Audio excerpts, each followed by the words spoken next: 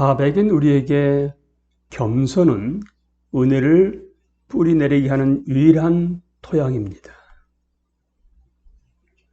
하나님이 우리에게 허락하시는 삶은 단번에 모든 것을 나누어 주시는 것이 아닙니다. 매 순간 그분의 전능하신 능력을 의존하는 자리인 겸손은 만물의 본질로부터 비롯되는 것이며 피조물의 첫 번째 의무이자 가장 높은 차원의 미덕인 동시에 모든 미덕의 근본입니다. 그러므로 지나치게 교만하거나 이와 같은 겸손을 잃어버리는 것은 온갖 죄와 악의 풀이다고 앤드류 머레이는 예수님을 닮아가는 삶, 겸손과 순종에서 우리에게 일러주고 있습니다. 예수님은 자신을 겸손히 낮추셔서 인간이 되셨습니다. 우리가 그분 안에서 바라보는 겸손은 천국에서 그분을 사로잡고 있었습니다. 바로 겸손이 그분을 거기로부터 여기로 데려왔으며 그분은 거기에서부터 여기로 겸손을 데리고 오셨습니다. 여기 이 세상에서 그리스도께서는 자기를 낮추시고 죽기까지 순종하셨습니다.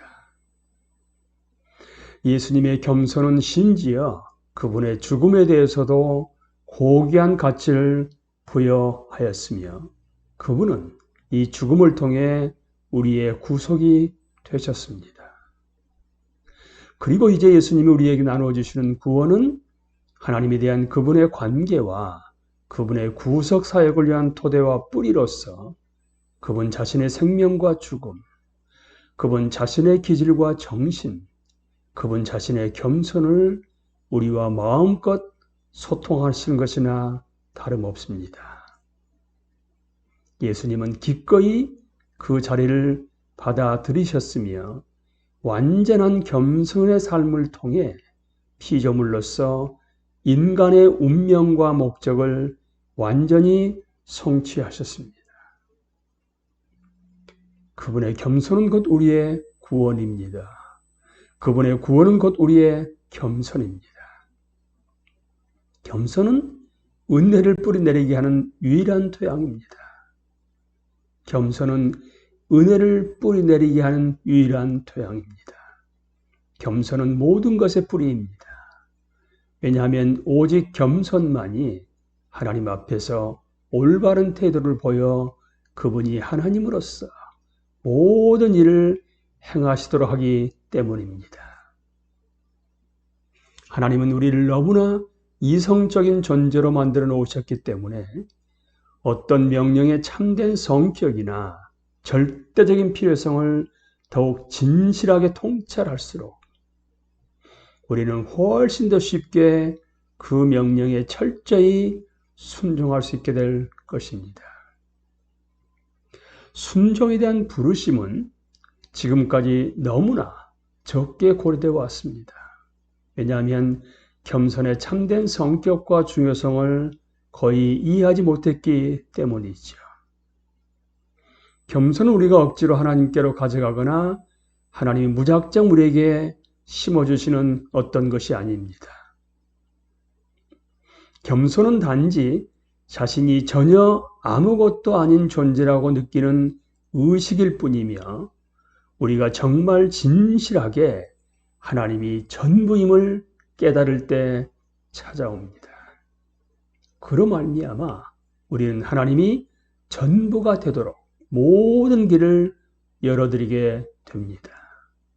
이것이야말로 가장 진실된 고결함임을 깨닫고 하나님의 뜻, 하나님의 생각, 하나님의 사랑과 함께 머물러 있겠다고 동의할 때 그러니까 하나님의 상명과 영광이 일하시도록 그 자신을 분명히 드러내는 모양 곧 그릇이 되겠다고 내맡길 때 그 피조물은 겸손이야말로 단지 피조물로서 자기 자신의 위치에 관한 진리를 제대로 인정하는 것일 뿐만 아니라 하나님께 자기 자신의 자리를 올바로 내드리는 것임을 깨닫게 됩니다. 진지한 그리스도인의 삶 속에서 거룩함을 추구하며 고백하는 사람들의 삶 속에서 겸손이야말로 그 사람의 고결함을 드러내는 가장 중대한 특징이 되어야만 합니다. 그런데 흔히 그렇지 않다고들 말하지요. 그리스도의 가르침과 본보기에서 겸손은 가장 중요한 자리에 끼어본 적이 한 번도 없었다고 오해하고 있다는 사실이 과연 그 한 가지 이유가 될 수 있을까요? 그리고 다시금 그 이유는 겸손을 위해서는 죄를 짓는 동기만큼이나 강한 동기가 자리 잡고 있다는 사실입니다.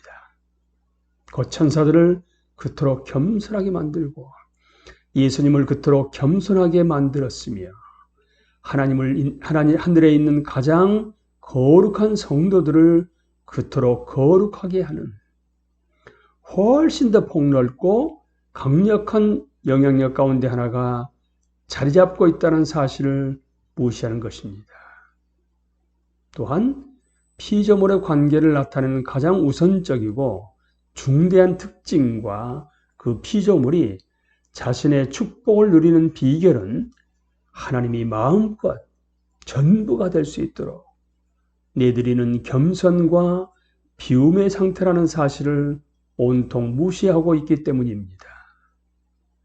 우리는 제자들이 스승인 예수 그리스도께 보여주었던 것처럼 마음의 온유함과 낮아짐이 제자들을 구별짓는 특징이라는 사실을 깨닫지 못한 채로 오랫동안 주님을 알아왔습니다. 더구나 이 겸손은 저절로 자연스럽게 찾아오는 것이 아니라 특별한 소망과 기도와 믿음과 훈련의 대상이 되어야 한다는 것입니다. 우리 영혼이 예수님의 낮아짐에 따른 찬양으로 가득 채워질 때까지 우리는 예수님의 성품을 충분히 훈련해야 합니다.